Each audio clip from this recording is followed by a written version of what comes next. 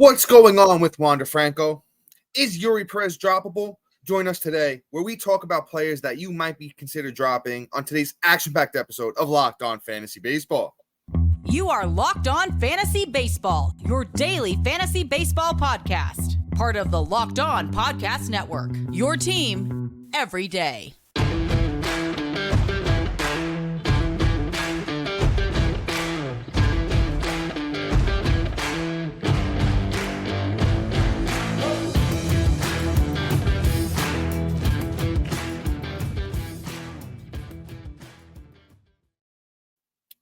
Hello, fantasy baseball fanatics, and welcome to the Locked On Fantasy Baseball podcast, brought to you by the Locked On Sports Network, your team every day. As always, we're your number one source of fantasy baseball knowledge, and thank you for making us your first listen each and every day. I'm your host, Dominic Martino. You can find me on Twitter at DomMartinoFB. Here, as always, with my brother, my co-host, my partner in crime, Matthew Ane, and you can find him on Twitter at Matthew_Ane. If you're listening on a platform like Apple or Spotify that allows 5-star ratings and reviews, we would truly appreciate it if you could do that for us. And if you're watching on YouTube and you haven't already, hit that little bell below. It subscribes you to the channel, also gives you a notification every time we drop a new episode. And lastly, but most importantly, subscribe to us on the Subtext website. Through Subtext, it's a one-on-one, in-depth, personalized texting experience where right to your phone you get instant alerts with prospect call-ups, injuries, and just a lot more we can offer in this 30-minute podcast. And guys, today's episode is brought to you by Sleeper. Swing for the fences on Sleeper Picks, and you can win up to 100 times your money. Download the Sleeper app and use the promo code LOCKEDONMLB. Just locked on. And you'll get up to $100 match on your first deposit. Terms and conditions apply. See Sleeper's terms of use for details. Currently operational in 30 states. Check out Sleeper today. And once again, use that promo code LOCKEDON, and you get up to $100 match. And Locked On Fantasy Baseball fans, we have a fully loaded episode for you today. Let us be your team secret weapon as we talk players that you might be considered cutting at this point in the season. And Matt, up first, we got a guy that there's a lot of swirling accusations around. So let's talk about it from a fantasy standpoint. All right, let's talk about Mr. Wander Franco, the most likely dirtbag of the year and probably of the decade. Unfortunately, Franco just can't do the right thing and be a proper human being. So now we have to have this conversation of what do we do with him, right? So essentially, in redraft leagues, I'm outright dropping him. I don't think it's worth even burning a bench unless you have an NA spot. Quite honestly, where I'm at with Wander Franco is, you know what? It is what it is. The kid's gone. He's worthless. He's useless. He's not coming back to baseball, as a report that came out today. Somebody very close to the investigative team said that there is a strong chance that he will not. Not a strong chance. He will most likely not return to the MLB ever again. So those are strong words. That isn't something that is thrown around lightly. So Wander Franco is done in the MLB. But if you have an NA spot, I would just like to wait for the verdict. But in redraft leagues, I'd give him the boot faster than I can blink. Yeah, Matt, solid take there. I can fully understand from anybody from an ethical standpoint, if you just don't want this guy on your team anymore, that is certainly fair. And I understand that. But, from a fantasy baseball standpoint in keeper and redraft, I'm probably hanging on to him until next season just to see what that final verdict is. But in a redraft league, as Matt said, if you don't have an NA spot, I'm maybe holding on one more week just to see what kind of news comes out regarding this. I mean, from a baseball, we could all hate Wander Franco as a human being if these accusations are accurate. But from a fantasy baseball standpoint, 65 runs, 17 homers, 58 RBIs, 30 steals, 281 batting average. He's having a good year from a baseball standpoint. But, once again, if you just don't like the guy and what he's done, you can outright drop him. But as a fantasy baseball player, I'm probably holding on to redraft leagues one more week, and in dynasty keeper leagues, I'm probably waiting till next season to see what that final verdict is with Wander Franco. But let's move on to another guy here, and it's one of Matt's boys. I was big on him too this year. It's Eloy Jimenez, and it's just the question is, can this guy stay on the field, because he hasn't done a lot of that so far this season, and it's just been pretty disappointing for a guy that has this kind of upside. He's played 84 games this year. Eloy Jimenez has 321 at-bats, 36 runs, 14 doubles, 14 homers, 50 RBIs, 277 batting average. So he's been, decently productive while he's out there. He's currently day-to-day with a renewed groin comfort issue. He missed time in July with this same issue, and it's just coming back again. Eloy Jimenez isn't a guy that I'm currently dropping at the moment, so I don't think anyone should really be cutting him right now. If he hits the IL again, obviously you got the IL spot, you stash him. If not, at that point, you could probably let him go. But I think you kind of just hold on to Eloy and kind of see where this thing goes. Maybe even when he comes back, you put him on the bench for a little bit until he gets, hot, if that happens. But Eloy, I don't think it's a guy that, should be dropped at the moment. Yeah, no, I'm not dropping him any which way, shape, or form. I have him literally in every league that I'm in, and it's not by accident. What he can do in a short period of time for your team is kind of why he's still on there. Like if you look at both years, he had, almost should have been season-ending injuries and returned. He was monstrous both times when he came back. So, if he just starts catching fire, even just a hair, you're going to be having fun during the playoffs, and that's really where you need him. And he is clutch in September, at least for fantasy purposes. So I really do like Eloy. It's funny though. He is about 140 at-bats away from being at his career high. His career high. It's a joke. The dude just hasn't made it over 440 at-bats. I would like to see him cross that threshold. But we'll see. Here's the other caveat on Eloy Jimenez, and then I'm done wasting more time on him. But essentially, this season he's been playing through injury, and he's been coming back faster. So he hasn't been doing as many IL stints with the calf injury, the hamstring injury, all these bull family-friendly words, injuries, soft tissue. He hasn't been missing more than a few days versus somebody else like, I can name Aaron Judge, who just goes out with his left pinky hurting for like a month and a half. So Aaron Judge, I can't let you slander Judge. He had one injury. Eloy has like 17 injuries. I'm just, we can go there, but we're not going to on this podcast. But anyway, Eloy, at least this year, is trying to fight through his injuries and trying to stay on the field. I think that also playing DH is helping it. I think that they just need to get him off the field full time and just get him into the DH spot and just call it a day, because I feel like my guy just can't handle the workload of both for some reason. It's funny. You look at the kid and he's super ripped, and it's like, maybe you should do a little bit more stretching because you're just so tight. That happens with guys and bodybuilders. They tear things and have soft tissue issues because they have too much muscle, which is funny to think about. But let's move on. Enough on this dude. Let's talk about Carlos Correa. We all know, if you've been listening to this podcast, I don't like this guy. And if you're new, now you'll know why I don't like this guy. I am just really not feeling him whatsoever. He's hurt right now too, which is another reason I would like to give him the boot. It is what it is. Yeah, the last 2 weeks have been nice, batting 289, 6 runs, 3 bombs, 9 ribs. That's fine and dandy. But this is the same story as last year, but now without the batting average. So what's he going to get you? Another 6 home runs, 7 home runs by the end of the season to match what he did last year? He's definitely not hitting 290 like he did last year. The ribbies might be there, maybe, if he shows up. And the runs clearly aren't there because he's not getting on base as much. So right now, if you can move on from Carlos Correa, do it. There's probably better options out there, I'll be honest. So I would definitely be exploring that. Yeah, guys, and before I hop in here and give my take on Correa, and then we have a Cardinals player coming up. We have a fellow that was just traded, and we have one of the biggest pitcher names in baseball, Eury Perez, and we're going to talk about what you should do with him. But first, I need to talk to you guys about the Sleeper app. Sleeper is a fantasy sports and real money gaming app focused on bringing people together through sports and gaming. Sleeper has become the fastest organically growing fantasy platform in the world with over 5 million active users in 2022. At Sleeper, it's not just about sports, it's about building personal connections and lasting memories. Sleeper Picks is our real money product that connects friends over picks. Choose from 2 to 8 of your favorite players from pregame, live, even across different sports. Pick higher or lower than the predicted stats. Only on Sleeper, you can get up to 100 times payouts.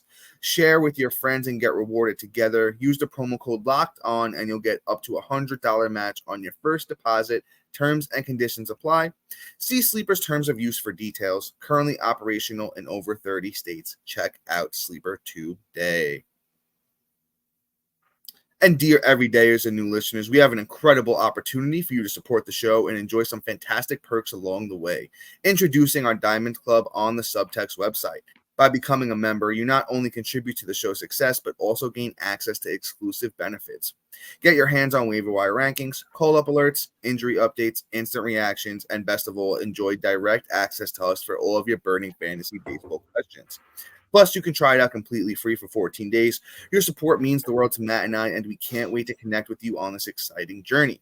Join our Diamond Club on the Subtext website today, and let's take your fantasy baseball experience to new heights. And guys, we're wrapping it up here. It's the last opportunity over these next couple of weeks. If you're already a member of the Diamond Club, or you join up from now to September 1st, you get that chance to be in the raffle to get a spot in our listener league for next year. And it's going to be a lot of fun. You know, we could come play with the pros, talk a little bit of smack if you think you could take Matt and I out. And it's just another, way that we can get to know you guys better and just, make some more friends that love fantasy baseball along the way. But let me hop back in here. Let me give my Carlos Correa take. Matt and I are pretty much on the same page. I've been done with Carlos Correa. I had him in a couple of leagues. I dropped him, if not, over a month ago at this point already. Numbers just atrocious at this point. At least you expected some power from Correa, not really getting that. The runs and RBIs are mediocre at best. The 231 batting average isn't really doing anything for anybody, and the 716 OPS if you play in those kind of leagues, once again, not really helping anybody. Carlos Correa is, I think, 74% owned on Yahoo right now, which is a little bit ridiculous. If you still have him on your team, you can move on. We do our waiver wire show twice a week. And if you join us on Subtext, you can ask us direct questions about your team and who you should pick up for Carlos Correa. So let's move on here. Let's talk about a Cardinal. Let's talk about Nolan Gorman, a guy who kind of started off the year on fire, was hitting for power, was hitting for average, and, he's just kind of slowed down and he's hurt now. He's on the 10-day IL, and he's going to get some pain-killing injections in his back. You never like to hear that. Chris Bryant with the back injury hasn't really worked out that well for him this season. Gorman 71% owned. I mean, if you have the IL spot, sure, go ahead and stash him. But I think at this point in the season, you could, you move on from him. If you can get yourself a Zach Geloff or a Royce Lewis, they're out there on your waiver wire. Those guys are going to be excellent replacements for a Nolan Gorman type. The RBIs are great. The power's been pretty great. Even 6 steals is, solid. But 50 runs and the 241 batting average isn't really, blowing me away. So like I said, though, I mean, I would hold on to him if I have the IL spot. But if you don't at this point in the season, I wouldn't be afraid to move on from Nolan Gorman. Yeah. So, I mean, Gorman is somebody I agree. We need to probably drop right now unless you have the IL spot, like Dom said. But he's not a name we should forget. Let's put it this way. Excellent. So, Gorman, funny enough, I got talked into moving him down in my rankings. Funny enough, I had him ranked as like my number 12 second baseman going into the season. Funny enough, which is actually kind of funny. I kind of smelt this kind of season from him, and I wish he wasn't so injury riddled and hurt his year essentially, because he's only had 100 more at bats than he did last year. Funny enough, actually a little less than that, about like 70 more at bats than he did last year, and he already has 6 more runs. That's 50 to 44, 10 more home runs from last year, literally double the ribs, 5 more stolen bases, and his batting average is even up, 20. I think Nolan Gorman has a level that we haven't seen yet. I agree. And I think next year's probably going to be the year. So, like, if you're in a keeper league and you don't really have like the greatest options, we'll say, to keep, then I mean, I'm definitely considering him myself. Gorman isn't even this bad of a batting average type dude. In the minors, he had a 275, 279, and 290 year and only one 248 year. Like, I like Gorman for like long-term aspirations. Like, if this is a keeper league, like I said, I'd be hanging on to him a little bit more.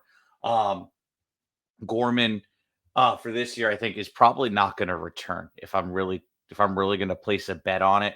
Back pain can explain the batting average because he was hot this year. And it's something that's going to linger probably until the offseason where he can get it taken care of. But let's move on here. Let's talk about Mr. CJ Cron. Cron, another one. I mean, I really didn't foresee the trade going well for us once he left, Rockies and went over to the Angels. Since being on the Angels, he's had like a 257 batting average, 3 bombs, 10 runs, 9 ribs. Like, it's not that wonderful. He's batting about 200 over the last 2 weeks. Like, all the upside with Cron is now gone. All the hope and prayers and thoughts that I had about Cron is done. He's going to be a really good baseball player for the Angels, but he's not going to be a really good fantasy asset for your team. So I think right now I'm willing to part ways and just say call it quits. Yeah, I'm out on Cron at this point. I really liked Cron last year. If you were with us last year, I kind of called the breakout year. Did. Yeah, because in Colorado, you play half the games in Colorado. A guy like that can hit for a lot of power. That's going to translate. But if you look at his career splits, especially away from Coors over the last 2 years, they were just horrible, absolutely abysmal. He never really had like a monster year, outside of Coors. And with Tampa Bay in 2018 was his best year with 30 homers and a 253 batting average. But, that's when he was 28 in his prime. He's 33 now. And even Matt mentioned with the 14 games with the Angels so far, 217 batting average, only 1 homer, 4 walks to 14 strikeouts. I'm just not there with CJ Cron at this point. And I understand first base has kind of been somewhat tough this year. And then even Abreu has gone down. But if there's anybody on the waiver wire, I don't know what Spencer Torkelson up to. I mean, he's been super hot, so he's probably gone up. I just kind of want to see. Oh, Torkelson's still at 39% owned. I would take Torkelson over Cron in a heartbeat. Even Casas has been heating up. What's Casas' ownership at? Oh, wow, Casas is at 64%. I can't believe he's more owned than Torkelson, but that's a conversation for another day. If you can get either one of those guys on your team over Cron, I would definitely do it at this point. So CJ Cron is kind of a drop for me if there's somebody out there that you could improve the situation on, which is almost anybody at this point. But let's move on to our pitcher segment here, and let's talk about big old Eury Perez. And, since he's got called back up, things have really not looked good for him so far through those first 2 starts. He got rocked in the first one at Cincy, only 4.2 innings, gave up a bunch of runs, a 150 whip. The Yankees spanked him around, and, the Yankees aren't really spanking many people around at this point. 4 innings, 5 Ks. He gave up 4 runs, a 150 whip, and his next start is against the Dodgers. So that's kind of just going to be tough here for him. I don't think I'm dropping Eury yet, but he's also a guy that's over the his innings career high at this point, and I would say maybe 2 more starts similar to this, and I'm at least looking on the waiver wire. I'm at least exploring the options and seeing what's out there on the waiver wire at this point. And because I don't know how much more of a leash the Marlins are going to give him. I know they're going to want to, limit the innings at some point. So with Eury, I'm kind of on the fence. If I had to throw the Droppable meter out on him, I'm probably around a 5.5. Just kind of seeing where the thing goes. I want to see this Dodger start. I want to see the next one. If those both 2 are abysmal, ready to move on and look for that next, hot player going into the playoffs. Yeah, I mean, I agree. I might even discount the Dodger start, but I'm definitely not starting him. Let's put it that way. Yeah. I'm willing to see what that next one looks like. But here's the thing too. He was on it was an incredible entry into the league, right? So if you look at pretty much just his stats from May, June, and June, it was bananas. A 2.84 ERA through 19 innings pitched. That's his first 19 innings in the bigs period.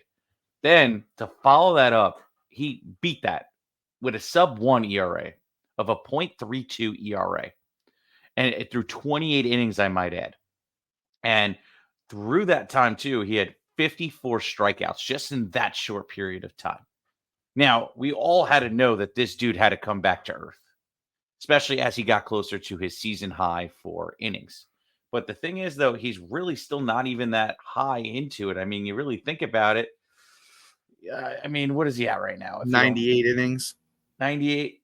I'm seeing 60. No, 60. From the minors, I mean, right. Combined. Yeah. Right. So he's definitely up. He's feeling the dead arm at this point in the season, but I could still see them letting him roll about like another 30 innings. So if anything, he's not going to get any 2-start weeks. And I mean, if the bad starts continue, maybe they shut him down or they move him into the bullpen to get his confidence back. But I could see that happening. But if Eury Perez bounces back and decides to, poke his head back out and say, "Hey guys, don't forget about me. I'm great," then I could see that happening as well. And before we move on to a pitcher that I've been super high on and has been super disappointing, guy that Dom can't stand, and two guys that we thought would do better. We have a break for you. We'll be right back. All right, and we're back. Thank you, guys. We'll just roll right into this. Let's talk about Jesus Luzardo. Luzardo, probably one of the most disappointing second halves I've seen in a bit. I could flat out say that I really did not see this coming. I thought we were going to go and hit that, second level with him and just be, really, really impressed. But unfortunately, it hasn't looked that way. I'm really upset with this. It's just been an abysmal couple of starts with here in the last month.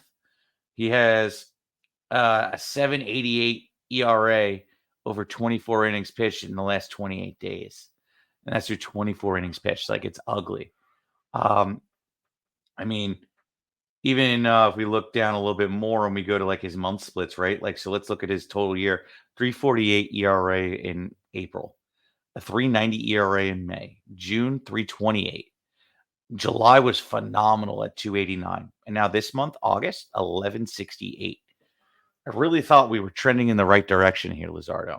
Now, this is dead arm season. So this is where guys start feeling the fatigue in their shoulder. Things start hurting. It's tough to pitch this many innings. Excuse me. I'm sorry. Thank you. I will throw out there, too, that this is a career high year in innings as well. We're at 137. His next highest is 109. So it's been a while since he's thrown this many innings, and that was in 2018. So I could see where we're seeing the fatigue. I think Luzardo is one more year out. I think next year is the year where, we might anoint him as a top 25 pitcher.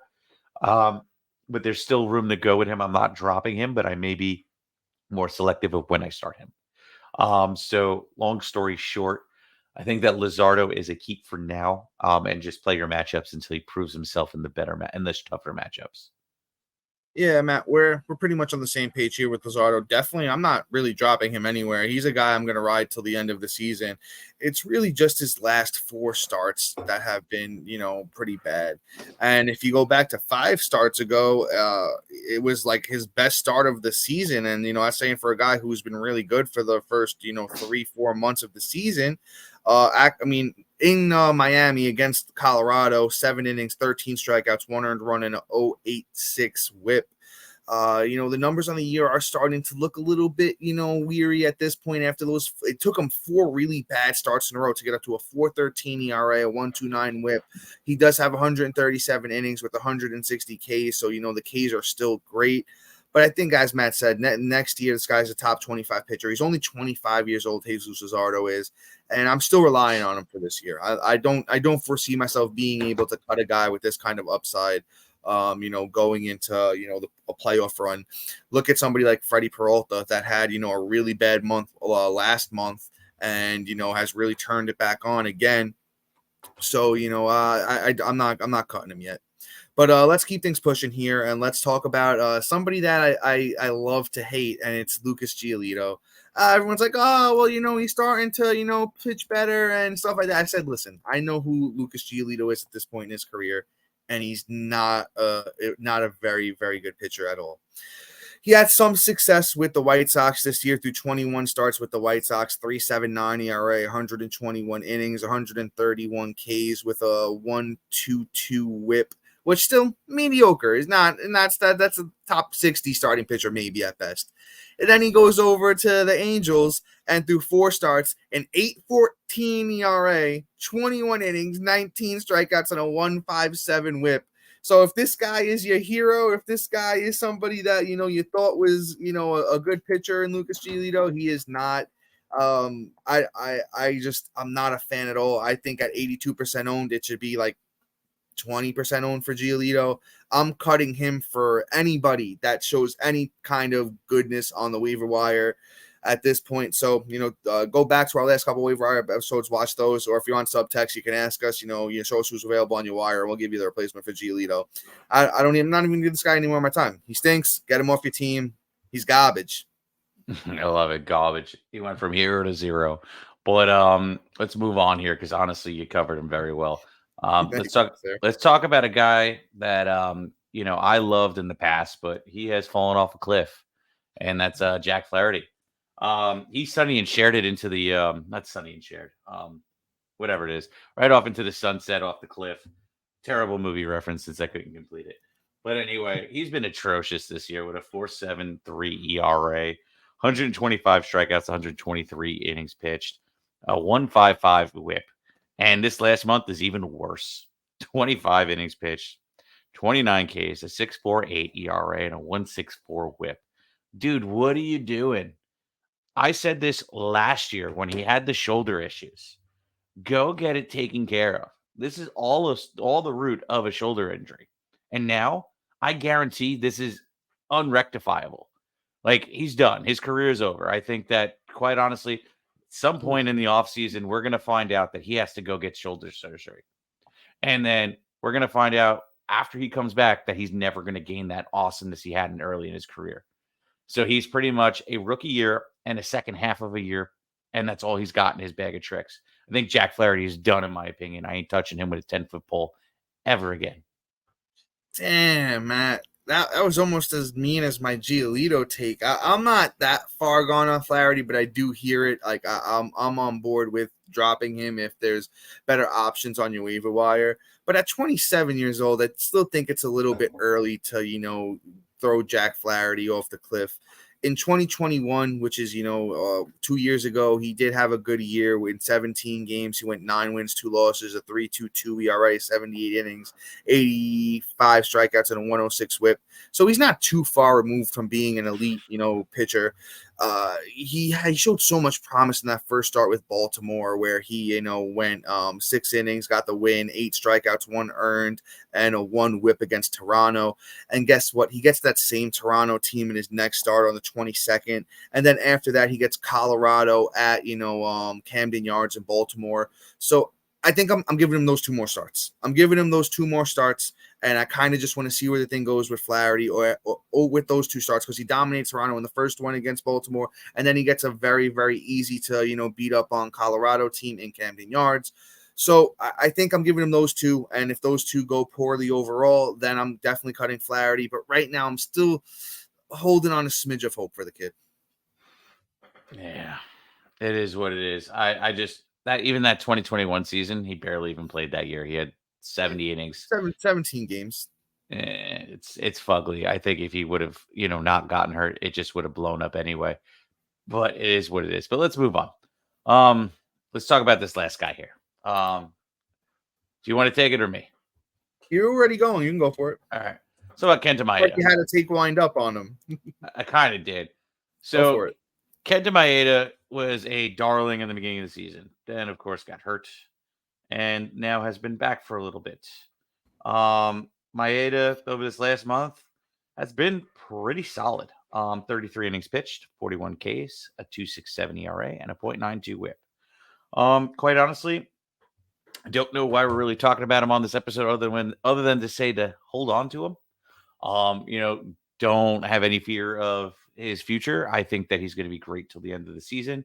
The Twins are rocking and rolling, and there's a lot of upside for Maeda just in general for all four categories that a starting pitcher can contribute in: wins, Ks, ERA, and WHIP. I think Maeda is a solid start moving forward, and there isn't a matchup I think that I would not start him in because he's been so reliable this season. Yeah, Matt, great take. We're on the same page. The reason I did want to talk about him briefly today is he did get hit around in his last start against Detroit. He only went 4 innings. He gave up 3 runs. He had 6 strikeouts, and the whip was at a 2. And I think there's just a lot of people that don't realize that he started off the year horrible. He had a few bad starts to start the year, and then he got hurt. And then after he came back from the injuries, where he started dominating. So I just wanted to refresh people on the reason that there's a 4.13 ERA, the 1.16 whip, and only 3 wins is because he started off the year bad, and then he came back after the injury. He was probably trying to pitch through the injury, and he just really figured things out. And don't get mad at him for this last start, and don't think the numbers on the year really reflect who he's been with most of his starts, because before, the last start on the 16th for Maeda, he had 1, 2, 3, 4, 5 good starts in a row, and it's 7 out of the last 9 overall have been very good for Maeda. So we're holding on Maeda right now. And as Matt said, I don't know if he's matchup proof, but definitely a guy that you want to ride out the rest of the season, and just, he could be very, very helpful for you the rest of the way. But Matt, got anything else before we head out of here, brother? Nah, you got it. Let's kill it. All right, guys, that's all for us today. Please be sure to like, subscribe, comment, rate, and review. Also, thank you to our everydayers and new listeners for making Locked On Fantasy Baseball your first listen each and every day. And be sure to look out for a brand new episode on Monday where we talk about the best must-add players from the weekend. But, guys, until Monday, see you. Peace.